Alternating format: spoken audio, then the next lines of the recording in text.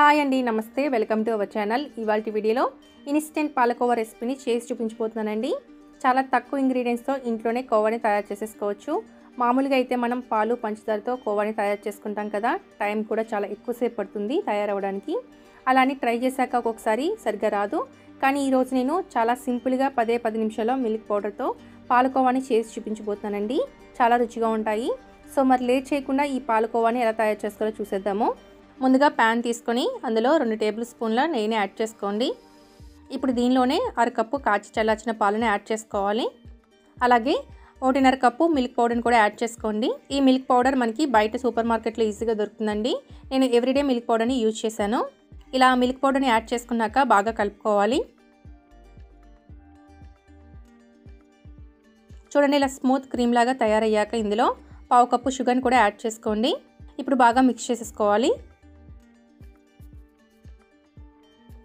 ఈ విధంగా బాగా కలుపుకున్నాక స్టవ్ వెలిగించి లో ఫ్లేమ్లో దగ్గర పడేంత వరకు కలుపుతూ ఉండాలి. ఈ విధంగా షుగర్ అంతా కూడా మెల్ట్ అయ్యి దగ్గరికి వచ్చేంత వరకు మిక్స్ చేస్తూనే ఉండాలి. చూడండి, ఇలా ప్యాన్ నుంచి సపరేట్ అవుతుంది అన్నప్పుడు స్టవ్ని ఆఫ్ చేసుకొని అందులో 1/2 టీ స్పూన్ ఇలాచీ పౌడర్ వేసి బాగా మిక్స్ చేసుకోవాలి.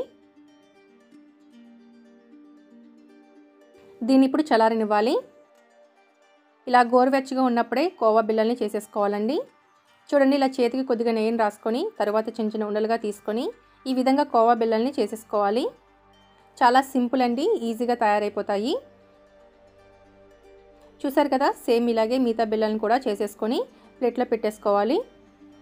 మీకు నచ్చిన సైజులో చేసుకొని పెట్టేసుకోండి.